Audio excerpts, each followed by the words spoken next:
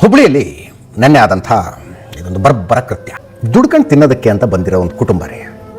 ಅಂಗಳದಲ್ಲಿ ಮಗುನ ಆಟ ಆಡ್ಕೊಳಕ್ ಬಿಟ್ಟು ಒಳಗಡೆ ಮನೆ ಕೆಲಸ ಮಾಡ್ತಿದ್ದೆ ಪಾಪ. ಆವಾಗ ಇವನು ಬಂದಿದ್ದಾನೆ, ರಿತೇಶ್ ಅಂತ. ಅವನ ಹೆಸರು, 35 ವರ್ಷ ಅಂತ. ಅವನಿಗೆ ಪಕ್ಕದಲ್ಲಿ ಕಾಂಪೌಂಡ್ ಇಂದ ಕರ್ಕೊಂಡು ಹೋಗ್ತಾನೆ. ಈ ಮನೆ ಮುಂದೆನೇ ಒಂದು ಅಂಡರ್ ಕನ್ಸ್ಟ್ರಕ್ಷನ್ ಬಿಲ್ಡಿಂಗ್. ಅಲ್ಲಿ ಹೋಗಿ ಮಗುವಿನ ಮೇಲೆ ಅತ್ಯಾಚಾರವೆಸಗಿ ಕೊಂದು ಹಾಕದ. 5 ವರ್ಷದ ಮಗು ರೀ. ಏನ್ ತಿಳಿಯತ್ತದಕ್ಕೆ ಪಾಪ. ಮಗು ಕಾಣ್ತಿಲ್ಲ ಅಂತ ಎಲ್ಲರೂ ಸೇರಿ ಹುಡುಕಿದ್ರೆ ಅದೊಂದು ವಿಡಿಯೋ ಇದೆ, ತೋರಿಸಬಾರ್ದು ಅದನ್ನ. ಅಂದ್ರೆ ಕುಳಿತ ಭಂಗಿಯಲ್ಲಿ ಪ್ರಾಣ ಬಿಟ್ಟಿದೆ ಮಗು.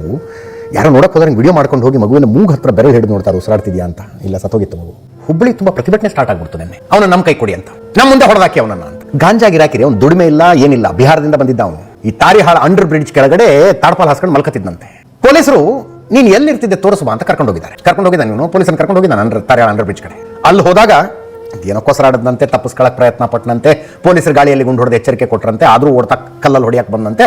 ಕಾಲು ಗುಂಡು ಹೊಡಿಬೇಕು ಅಂತ ಹೋದಂತೆ. ಹೊಡೆದಾಟದ ಬರದಲ್ಲಿ ಎದೆ ಗುಂಡು ಬಿದ್ದಿದೆ. ಖಲಾಸ್, ಎನ್ಕೌಂಟರ್, ವರ್ತ್ ಇಟ್. 5 ವರ್ಷದ ಮಗುವಿನ ಮೇಲೆ ಕಾಮದ ದೃಷ್ಟಿ ಹಾಕಬಲ್ಲಂಥವನಿಗೆ ಬದುಕುವ ಹಕ್ಕು ಇಲ್ಲ. 5-6 ವರ್ಷದ ಮಕ್ಕಳನ್ನ ಕಾಮದ ದೃಷ್ಟಿಯಿಂದ ನೋಡುವಂಥವ್ರಿಗೆ ಭೂಮಿ ಮೇಲೆ ಬದುಕು ಹಾಕಿದೆಯಾ? ಅನ್ನಪೂರ್ಣ ಅವರು ಹಾರಿಸಿದ ಗುಂಡಿಗೆ ರೇಪಿಸ್ಟ್ ರಿತೇಶ್ ಸತ್ತೋದ. ಆಮೇಲೆ ತಗೊಂಡು ಹೋದ್ರೆ ಅವನ್ನ, ಆ ಮಗುವಿನ ಲೆಗ್ಗಿಂಗ್ ಹಾಕೊಂಡಿರ್ತಾವಳು ಸಣ್ಣ ಸಣ್ಣ ಮಕ್ಕಳು, ಪ್ಯಾಂಟ್ ತರದ್ದು, ಅದನ್ನು ತನ್ನ ಒಳ ಉಡುಪಿನಲ್ಲಿ ಇಟ್ಕೊಂಡಿದ್ನಂತ. ಆಮೇಲೆ ಸಿಕ್ಕಿದೆ ಅದು. ಎಂಥ ಕಾಮುಕ ಇರಬೇಕು ಇವನು, ಎಂಥ ವಿಕೃತ ಇರಬೇಕು ಇವನು.